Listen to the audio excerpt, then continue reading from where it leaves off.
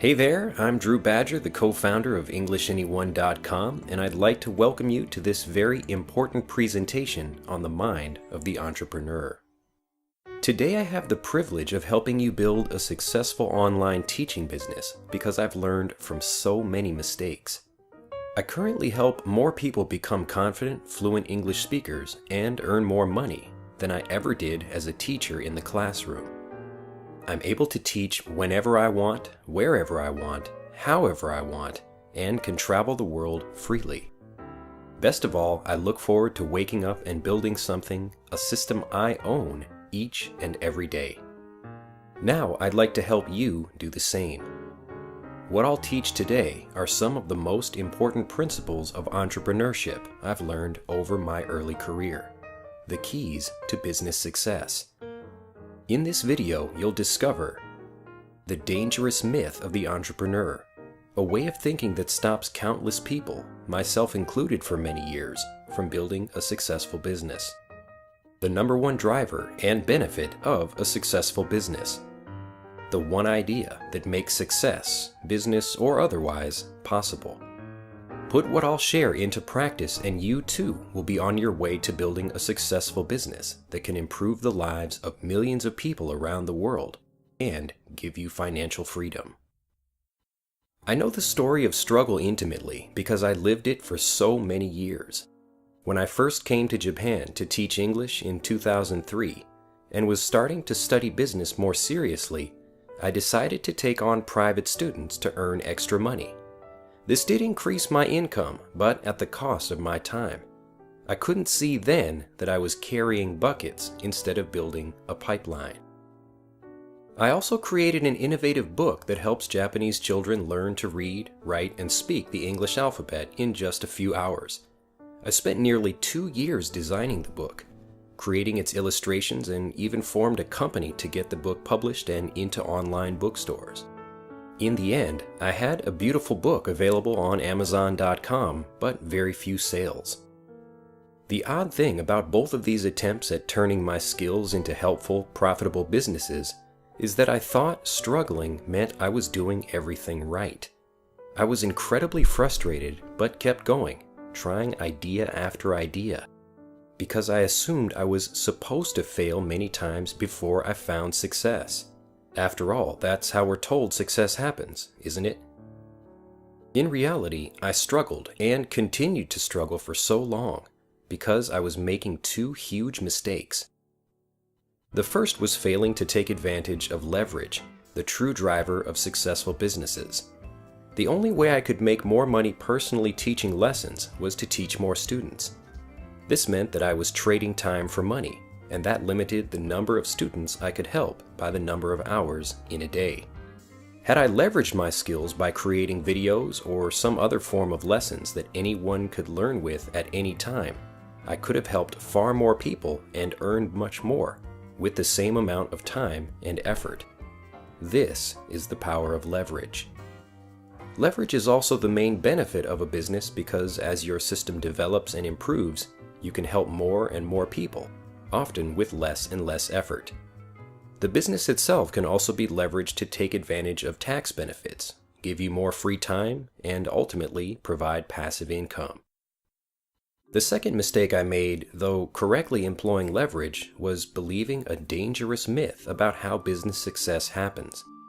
A myth we're all told growing up. A myth we see in the news and financial press.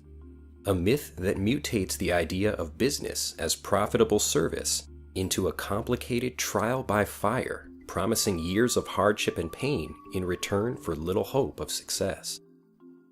This is what I call the dangerous myth of the entrepreneur. It's the story of the dreamer who thinks of a perfect idea, develops it independently in a dining room, garage, basement, or dorm room, releases it to the world, and grows it into a wildly successful business. Though this myth is the foundation of many motivational stories, I call it dangerous because it presents a distorted view of how most business successes really happen. Because of this myth, people believe they must first come up with a perfect, original idea. And if they can't think of one, they decide that they're just not meant to be entrepreneurs. If they do think of an idea, they may spend months or even years working on it in seclusion, often with nothing more than a hope that people will purchase their finished product or service.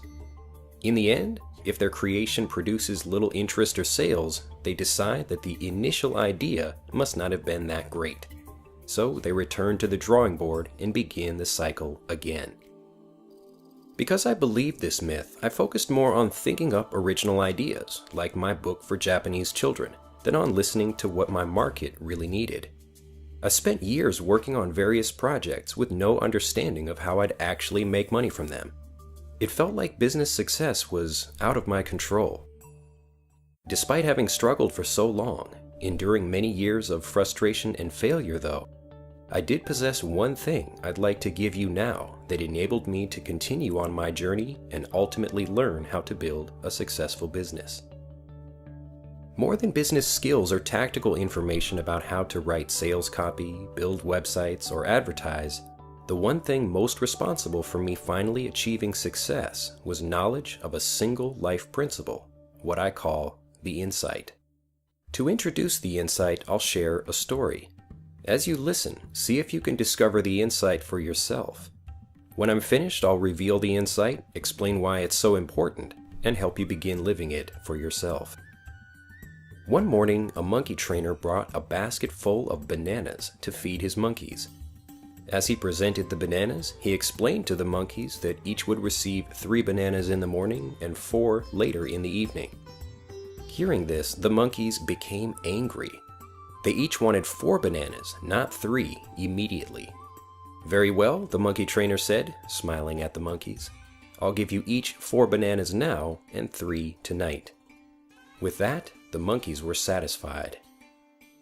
This story, though short and simple, illustrates a very important idea.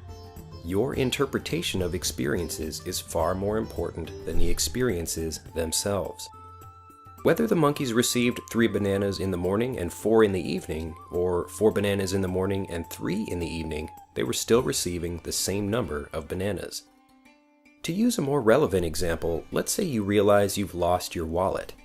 At that moment, you have the choice to view the event as positive or negative, setting off a string of emotional responses that guide your actions for the rest of the day. However you feel, though, you're correct. Everything that happens in your life is a choice point. It may be that the person who finds your wallet becomes a trusted friend and advisor, turning a seemingly unfortunate situation into a fortunate one. Maybe not. The point is that in the moment, you can never know for sure. So why choose to complicate things with a negative attitude, almost certainly turning a neutral experience into a negative one? You see, there is no such thing as an independent experience. Your life is an unending stream of events, each connected to the next. So, logically, you can't consider any one event as good or bad. Because successful people do not see things that appear negative as actually negative, they don't stop themselves along the road to success. They take responsibility, maintain calm, and, because they don't know what positive thing might come from a seemingly negative experience, go on to achieve what they desire. To fail is to stop walking on a path because some experience looks negative, frustrating, or difficult to you. Yet, how do you really know that a mistake or frustration isn't part of something positive that will lead you to your ultimate goal? The truth, as hard as it may be to believe at times, is that life is merely how you see it. You may not be able to control the world around you, but you always have the power to decide how you think, feel, and react. That's the real secret to success. Because I understood the insight, struggles and frustrations did not cause me to quit. I could have seen them as negative, but I didn't. The insight is especially important for entrepreneurs and business owners because we don't lead the typically ordered, calm lives of employees.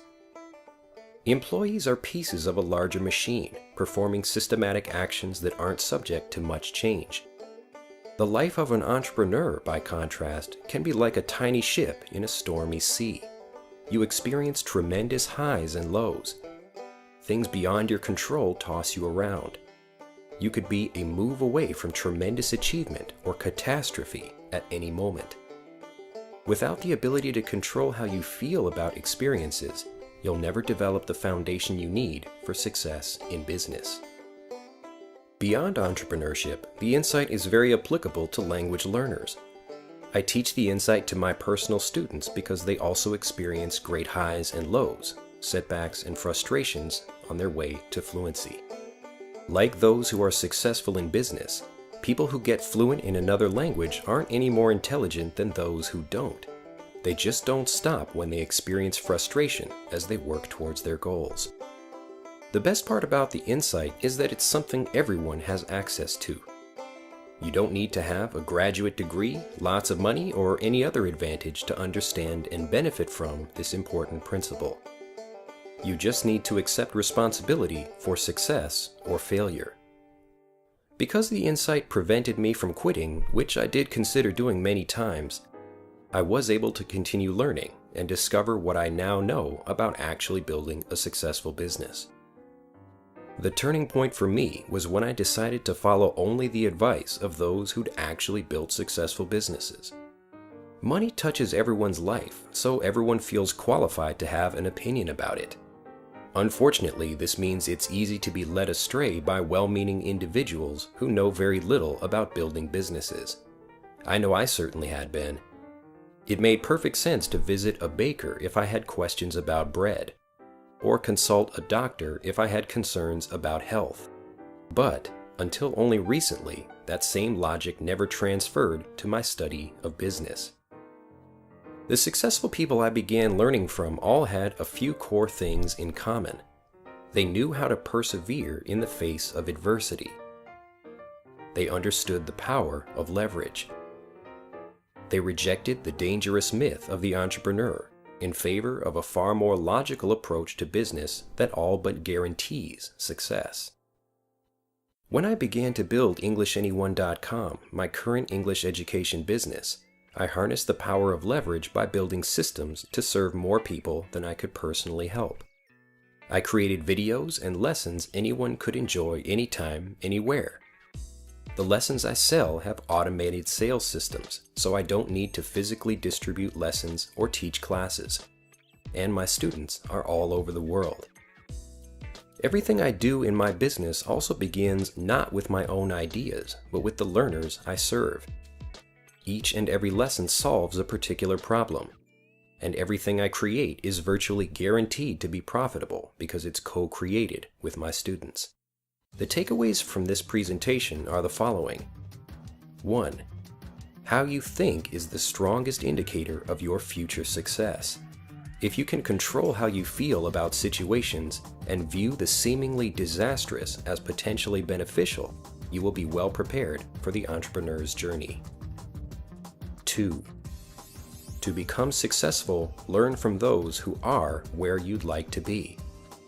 Remember that advice is often worth what you pay for it.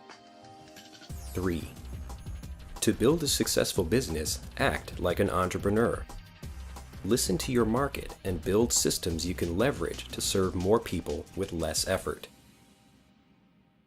If you're an English learner who'd like to discover the insight for yourself and become a confident, fluent speaker, click on the link in this video or in the description below this video to learn more about our 6-month English Fluency Training video course. Finally, I'm considering creating a new kind of business English course, one that would help entrepreneurs, current business owners, employees, and English learners learn more about business success. If you're interested in such a course, click on the link in this video or in the description below this video to learn more. It's been a pleasure helping you learn, and I wish you the best as you continue along the entrepreneur's journey.